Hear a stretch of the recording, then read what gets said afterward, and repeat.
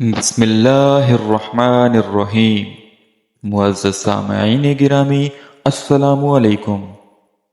پیارے دوستو، آج کی اس ویڈیو میں ہم آپ کے لیے لے کر آئے ہیں کفار مکہ کا نبی کریم صلی اللہ علیہ وآلہ وسلم کو مصیبت میں ڈالنے کے لیے ایک مذموم قدم کا واقعہ۔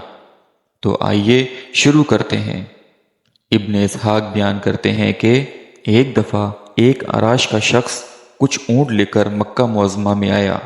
ابو جہل نے اس کے تمام اونٹ خرید لیے، اور جب اس نے قیمت طلب کی تو وہ ٹال مٹول کرنے لگا۔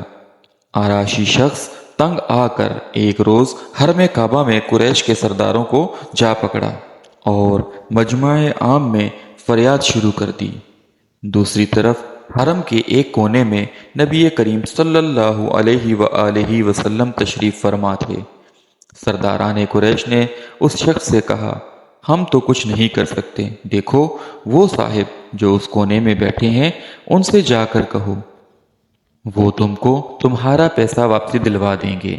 عراشی شخص نبی کریم صلی اللہ علیہ وآلہ وسلم کی طرف چلا، اور قریش کے سرداران آپس میں کہنے لگے، آج مزہ آئے گا۔ عراشی شخص نے نبی کریم صلی اللہ علیہ وآلہ وسلم کو جا کر اپنی شکایت بیان کی۔ آپ صلی اللہ علیہ وآلہ وسلم اسی وقت اٹھ کھڑے ہوئے اور اس شخص کو ساتھ لے کر ابو جہل کے مکان کی طرف روانہ ہوئے، اور قریش کے سرداروں نے پیچھے ایک آدمی لگا دیا کہ جو کچھ گزرے اس کی خبر لا کر ان کو دے۔ حضور نبی کریم صلی اللہ علیہ وآلہ وسلم سیدھے ابو جہل کے دروازے پر پہنچے اور دروازہ کھٹکھٹایا۔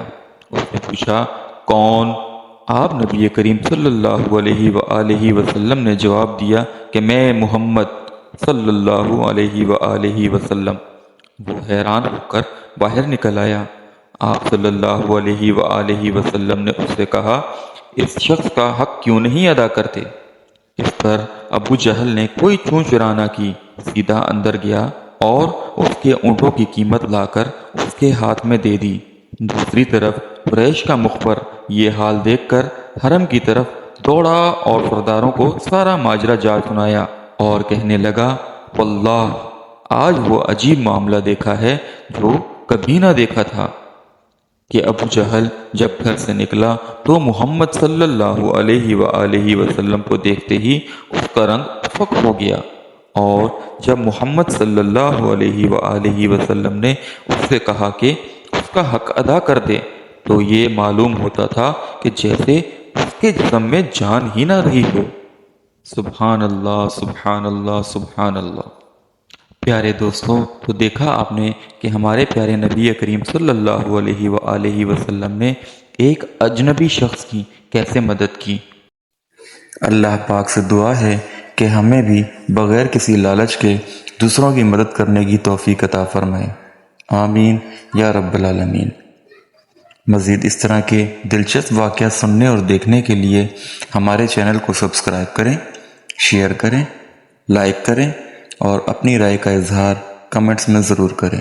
شکریہ۔